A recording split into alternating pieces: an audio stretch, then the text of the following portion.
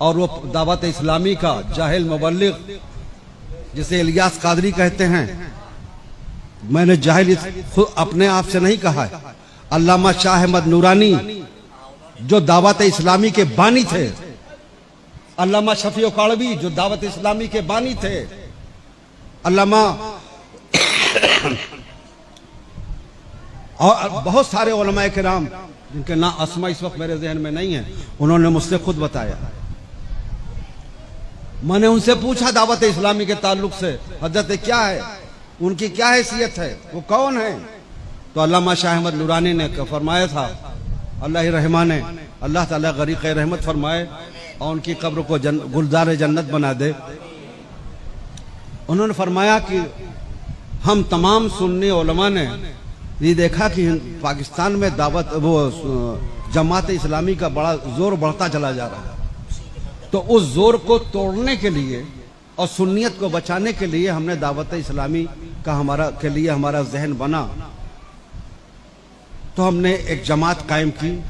और ये इलियास जो जाहिल आदमी थे, इनके नाम से सारे उलमा को एक किताब मुरत्तब करने का हुक्म दिया गया और सबको उन्वानात दिए गए, सबने उन्वानात मुरत्तब करके और वो उसका क्या नाम है, फैज़ान सुन्नत नाम से वो एक किताब मुरत्तब की गई और उनके नाम से उसे छापा गया।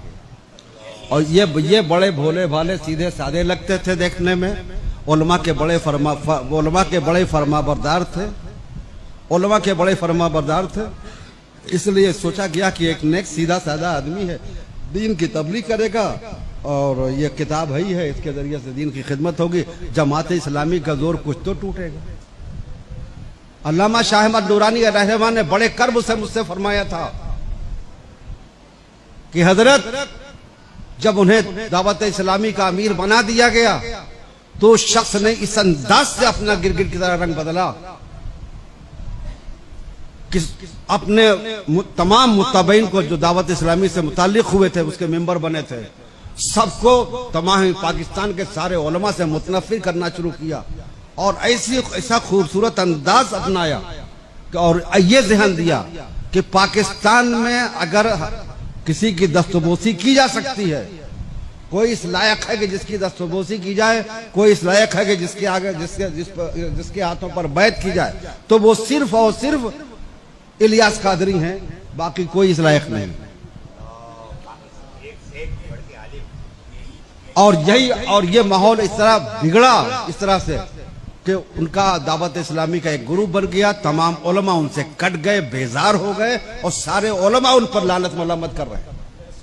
पाकिस्तान के उलमा की बात बता रहा हूँ, जिन्होंने मुझसे खुद बात की। जामे नईबिया का पूरा स्टाफ आया, मुहद्दिस आए, उलमा आए, मुफ्ती आए मेरे पास और मुझे पूरी डिटेल से बताया इनकी पूरी रुदाद। अल्लामा शाह अहमद नूरानी मुझे बता ही चुके थे। इनकी जहालत और बेअदबी की इंतहा में बताऊं, बात आ गई है तो सुन ले, मेरा इरादा नहीं था, मैं तो ये बोलना भी नहीं चाहता था, लेकिन वहां चूंकि वो इस फितने का वो बानी है, फितने माविया का वो बानी है, उसने जो है, इसलिए बता रहा हूं ताकि आप उसे पहचान लें, जान लें। अल्लामा अजहरी साहब अलैहिर्रहमान ने बिला वजह कुफ्र का फतवा नहीं दिया था उस पर। हिंदुस्तान के जिन उलमा ने दावत इस्लामी पर कुफ्र का फतवा दिया था, बेजा नहीं दिया था।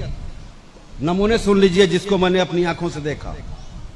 अपने ईमान पर, अपने कलेजे पर हाथ रख के अपने ईमान से पूछिए, क्या यह हक है, क्या ये ईमान वाले का अंदाज हो सकता है? उनके मुत्तबईन अपने साथियों को जब उन्हें मुखातब करना होता है तो मोहम्मद मोहम्मद कह के पुकारते हैं, मोहम्मद कह के पुकारते हैं। हत्ता कि जब उन्हें बाथरूम जाना होता है तो मदीना कहते हैं। अपनी आंखों से देखा है मैंने, अपने कानों से सुना है। जाना है बाथरूम, मदीना मदीना के अल्फाज इस्तेमाल करते हैं। गैरत ईमानी कहां चली गई है? क्या यह ईमान है? पेन पर मोनोग्राम मदीना तैयबा का गुंबद खजरा का मोनोग्राम बना के 24 घंटा लगा के रखना, नालैन शरीफ का मोनोग्राम सीने पर और पगड़ी पर लगा के रखना और उसी कंडीशन में फ्लैश बाथरूम में जाना। यहां तक आपको बताऊं कि नो इंतहा ये कर दिया कि दावत इस्लामी वालों ने कुरान अजीम की तबात कराई अपने तौर पर और कुरान अजीम के सरे वरक पर नालैन मुस्तफ़ा सल्लल्लाहु अलैहि वसल्लम की तस्वीर छापी। मैंने अपनी आंखों से देखा, यकीनन नालैन मुस्तफ़ा की बड़ी अजमत है। उसकी अजमत का हम अंदाजा भी नहीं कर सकते। उसकी अजमत पर हमारे दिलो जान और ईमान सब कुर्बान, नालैन मुस्तफ़ा की अजमत पर। लेकिन नालैन बहरहाल नालैन है और कुरान बहरहाल कुरान है।